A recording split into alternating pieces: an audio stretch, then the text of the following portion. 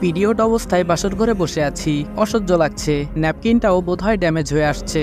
সময়টা হয়তো 11:30 ছুঁই ছুঁই। বরটা আসারও কোনো খবর নেই। চৈত্র মাসের প্রায় শেষ দিক চলছে। আজকে হয়তো কালবৈশাখী ঝড় উঠতে পারে। আমার আবার ঝড়ের সময় ভয়টা একটু বেশি লাগে। আজকে বিয়ের প্রথম রাত। মানুষটাকে আজই প্রথম দেখেছি বিয়ের সময়, আর দেখা হয়নি। বাবাই বিয়ের সব কথা পাকাপোক্ত করেছেন। বাবার প্রতি বিশ্বাস ছিল এবং আছে। তিনি আমার জন্য কোনো খারাপ মানুষকে চুজ করতে পারেন না। তবুও এই অবস্থায় নিশ্চয়ই তিনি যদি তার পুরুষত্বের প্রভাবটা ঘটায় তাহলে অনেক কষ্টকর হয়ে যাবে। বিশ্বাস তো আর করা যায় না। খুব অস্বস্তি লাগছে। সেই 11টা বাজে এই বদ্ধ ঘরটায় আমায় রেখে গেছেন আমার ননদী। তার আচরণটাতে বুঝতে পেরেছি 8-10টা ননদের মতো তিনি নন। বাকিটা পরে বোঝা যাবে। মনে আশঙ্কা, শরীরটাও ভালো লাগছে না। মনে এতটা আশঙ্কা থাকতো না যদি না শরীরটা ভালো থাকতো। আতঙ্কটা ক্ষণে ক্ষণে বেড়েই চলেছে। অচেনা একজন মানুষ, তার উপর ওনার পুরো অধিকার আছে আমার উপর, যদিও আমারও আছে তার প্রতি। তবুও সে যদি চায় আমি কি না করতে পারবো? সে তো আর একটা মেয়ের এই অসহ্যনীয় যন্ত্রণার কথাটা বুঝতে পারবে না। সে তো নিজের ক্ষুধাটা নিবারণ করবে। এতে যে আমার জীবনটা বেরিয়ে যাওয়ার মতো অবস্থা হয়ে যাবে। ঘড়ির কাঁটা এখন 11:50। বাহিরে ঝুম বৃষ্টির সাথে অতিবেগে বাতাসও বইছে। একলা ঘরে বসে আছি। ঘরটা মোটামুটি ভালো করেই ফুল দিয়ে সাজানো। খুব সুন্দর সুগন্ধ আসছে ফুলের। হুট করেই ঘরের দরজাটা খুলে কেউ একজন কাকবেজা হয়ে রুমে প্রবেশ করলো। হাতে একটা বক্স আর একটা শপিং ব্যাগ। দেখেই বুঝতে পারলাম এতক্ষণ যার জন্য একলা ঘরে অপেক্ষা করছিলাম উনি সে মানব। আমার হাতে শপিং ব্যাগ দিয়ে বলে উঠলো, ওয়াশরুমে গিয়ে চেঞ্জ করে আসো। মুখ দিয়ে কিছু না বলে মাথা ঝাঁকিয়ে হ্যাঁ সম্মতি জানিয়ে ওয়াশরুমে চলে আসলাম। ব্যাগটা খুলে দেখলাম একটা সুতির ওয়ান পিস জামা, সাথে একটা প্লাজো, সাথে একটা প্যাকেট করা জিনিস। প্যাকেট খুলে দেখি যে একটা ন্যাপকিনের প্যাকেট। কিছুক্ষণ নিস্তব্ধ হয়ে ঠায় দাঁড়িয়ে রইলাম। মাথায় কিছুই আসছে না। লোকটা বুঝলো কি করে? আর কিছু ভাবতে পারবো না। বেরিয়ে জিজ্ঞেস করে নিলে জানা যাবে। এই মুহূর্তে আমার কাজ আমি করি। চেঞ্জ করে এসে দেখি উনি ভেজা জামা চেঞ্জ করে একটা সেন্টু গেঞ্জি গায়ে দিয়েছেন, সাথে একটা লুঙ্গি পরেছেন। পুরোই বাঙালি। বডিটাও জোস বানিয়েছে। শ্যাম বর্ণের মানুষটা। মুখে তেমন দাড়ি নেই। থুতনিতে হালকা কিছু দাড়ি ছোট ছোট। ফোনে কি যেন করছিল। আমি একটু গলা খাকারি দিলাম। উনি বললেন, এভাবে গলা খাকারি না দিয়ে মুখ দিয়ে কথা বলতে কি কোনো সমস্যা? আমি বললাম, না তেমন কিছু না। উনি বললেন, তাহলে? আমি বললাম, কিছু না। উনি বললেন, কিছু বলবে? আমি বললাম, হুম। উনি বললেন, বলো। আমি বললাম, আমার যে ওটা লাগতো আপনি বুঝলেন কি করে? উনি বললেন, বিয়ের সময় তোমার অস্থিরতার দ্বারাই বুঝতে পেরেছি। আমি বললাম, অস্থিরতাটা হয়তো অন্য দিক থেকে ছিল। উনি বললেন, তবে বসতে আনইজি ফিল করাটা। আমি বললাম, হুম। বসা থেকে উঠে টেবিলের উপর থাকা বক্সটা খুলে আমায় কাছে ডাকলো। একটা কেক রাখা। উনি বললেন, শুভ জন্মদিন মিস অনু। অবাক হয়ে লোকটার মুখের দিকে তাকিয়ে রইলাম।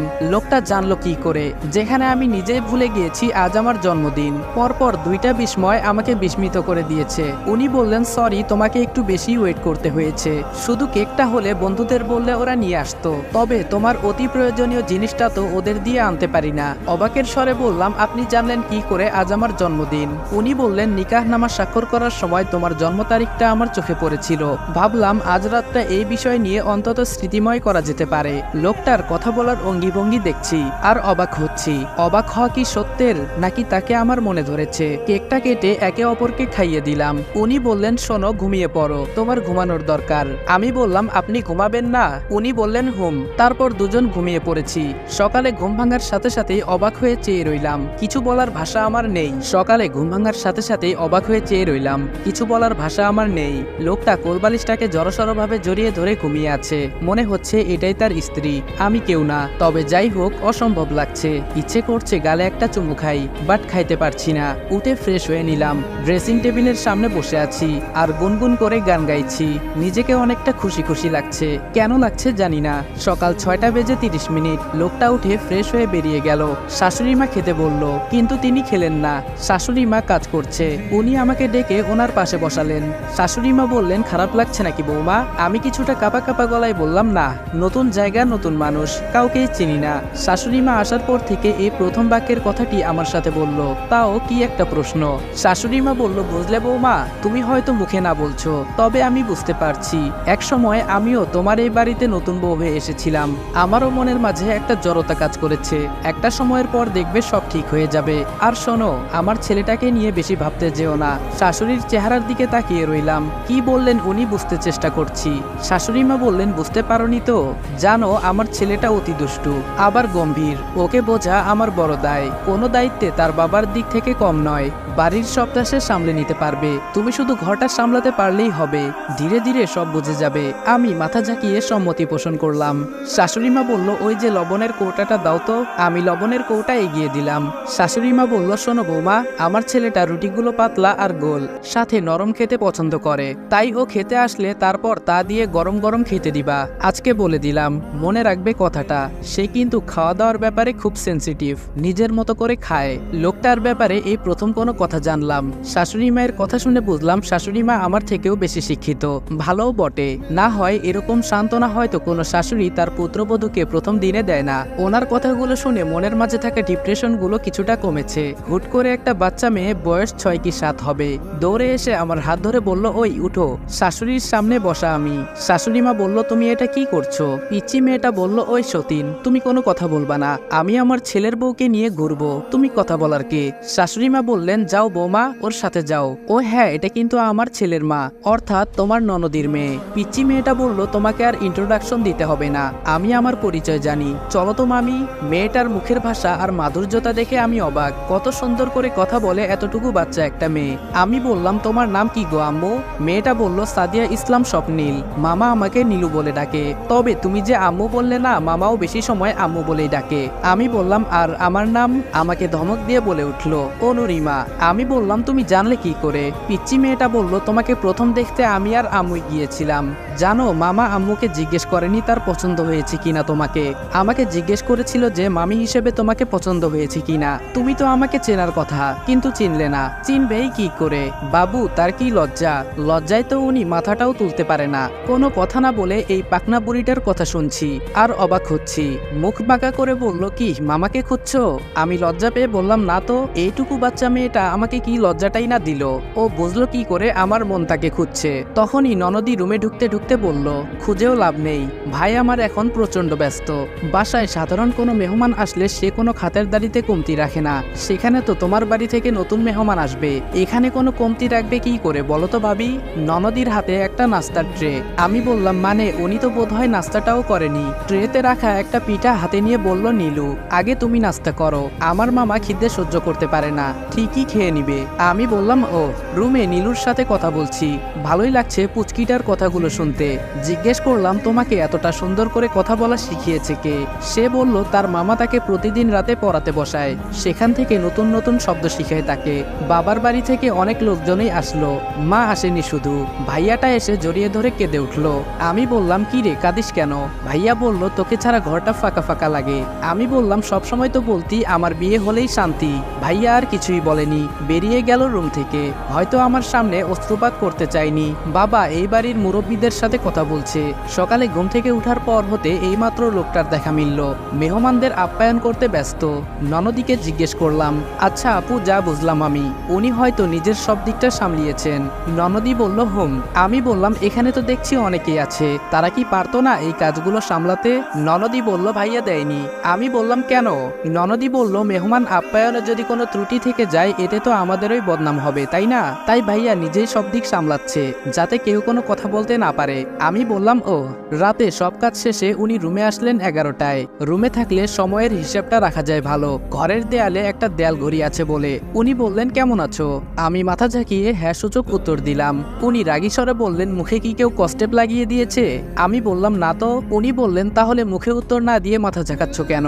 আমি বললাম, এমনি। উনি বললেন, শরীরটা কেমন? আমি বললাম, এই তো ভালো। উনি বললেন, বারান্দায় চলো। আমি বললাম, কেন? উনি বললেন, জ্যোৎস্না বিলাস করব। কেন, কোনো অসুবিধা আছে? আমি উৎফুল্ল হয়ে বললাম, না না, আমার তো এটাই চাওয়া, বরের সাথে প্রতি রাতে জ্যোৎস্না বিলাস করা, চাঁদনি রাতে তার হাত ধরে হাঁটা। কিন্তু কথা হলো, উনি বুঝলেন কি করে যে আমার জ্যোৎস্না দেখতে ভালো লাগে? বারান্দায় একটা টুল রাখা, অনেকটা লম্বা আবার চওড়াও, চাইলে একটা মানুষ এখানে শুয়ে থাকতে পারবে। কিছু ফুল গাছও আছে, ফুল ফুটেছে, সুন্দর ঘ্রাণ ভেসে আসছে নাকে। হুট করে উনি একটা কথা বলে উঠলেন, কখনো কারো প্রেমে বিভোর হয়েছো? অনেকটা নরম স্বরে বারান্দায় লাগানো সদ্য ফোটা গোলাপের দিকে চেয়ে থেকে কথাটা বললেন। আমি কি উত্তর দিব খুঁজে পাচ্ছি না। আমি বললাম, না, কি আর বলবো, কখনো কোনো পুরুষের দিকে চেয়ে দেখিনি, বিভোর হব কি করে কাহারো প্রেমে, তবে হয়েও যেতে পারি এখন। উনি বললেন, তাই নাকি? সবারই একটা স্বপ্নের পুরুষ থাকে। আমি বললাম, থাকে তো, আমারও আছে, তবে বাস্তবতায় কোনো পুরুষকে নিয়ে ভাবা হয়নি। উনি বললেন স্বপ্নের পুরুষ আছে, তবে বাস্তবতায় নেই। এর অর্থ আমার বোঝার ক্ষমতার বাহিরে হয়ে গেল।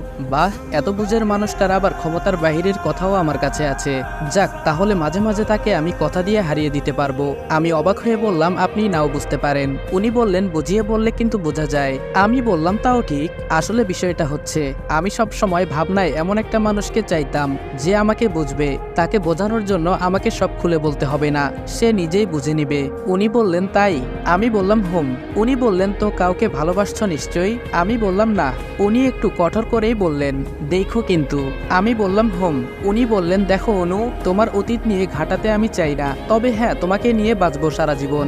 শুধু এই মুহূর্তে চাই তোমার সম্মতি। তুমি কি চাও আমার সাথে কাটাতে সারা জীবন? অনেকটা রোমান্টিক হয়ে কথাগুলো বললেন উনি। বেটা তো আমাকে পুরাই বিপাকে ফেলে দিল। কি বলবো উনাকে? চুপ করে নিচের দিকে তাকিয়ে রইলাম। উনি বললেন, ওই যে গোলাপটা দেখতে পাচ্ছ? আমি বললাম, হুম। উনি বললেন, তুমি ঠিক ওই সদ্য ফোটা গোলাপের মতন।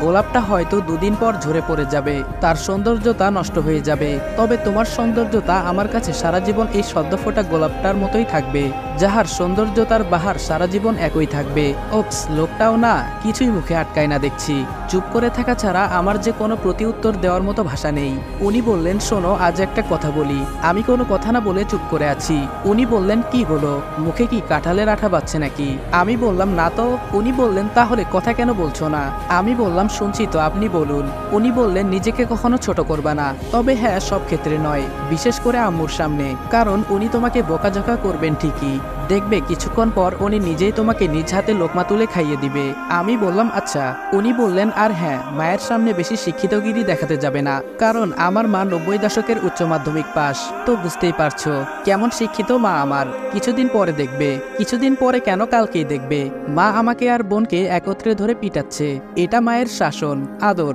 ভালোবাসা। এটাকে কখনো বিদ্রুপ করবা না। মা বকবে, শাসন করবে, তিনি আদরও করবে, ভালোবাসবে, তোমাকে ভুল শোধরাতে বলবে। মায়ের ভুল কখনো ধরতে যেও না, এতে মা কষ্ট পাবে। মনে রাখবে, আমার মায়ের পায়ের নিচে আমার বেহেশত। আমি বললাম, হোম। কথাগুলো মন দিয়ে শুনছি। উনি বললেন, আর শোনো, বোন আমার একটু চঞ্চল, ও কিন্তু সবার মুখের উপর সব কথা বলে দেয়, তাই ও কখনো কোনো কথা বললে ওর মুখের উপর একটা হাসি দিয়ে দিবা, দেখবে সেও হেসে দিবে। অবাক হয়ে জিজ্ঞেস করলাম, এমনটা কেন? উনি বললেন, ওকে কখনো জিজ্ঞেস করে নিও। আমি বললাম, আচ্ছা। উনি কিছুটা হতাশ হয়ে বললেন, শুধু কি আমি বলে যাব, নাকি তুমিও কিছু বলবে? আমি বললাম, আমি আর কি বলবো? উনি বললেন, তুমি নিজের স্বপ্নের পুরুষকে নিয়ে সবসময় ভাবতে, এখন না হয় আমায় ওখান থেকে কিছু একটা শোনাও, দেখি তোমার ভাবনার জগতে স্বপ্নের মানুষটা হতে পারে কিনা। আমি বললাম, আমার কিছুই মনে নেই এখন। লজ্জায় ফেলে দিল বেটা। উনি বললেন, বুঝতে পেরেছি, জড়তা এখনো কাটেনি। আমি মনে মনে বললাম, বুঝে নিল ব্যাপারটা। তিনি বললেন, ইস, কিছুটা গরম লাগছে, যদিও বারান্দায় মৃদু ঠান্ডা বাতাস বইছে। এই মুহূর্তে আইসক্রিম হলে ব্যাপারটা জমতো ভালো। বসো তুমি, আমি একটু আসছি, জাস্ট এ মিনিট।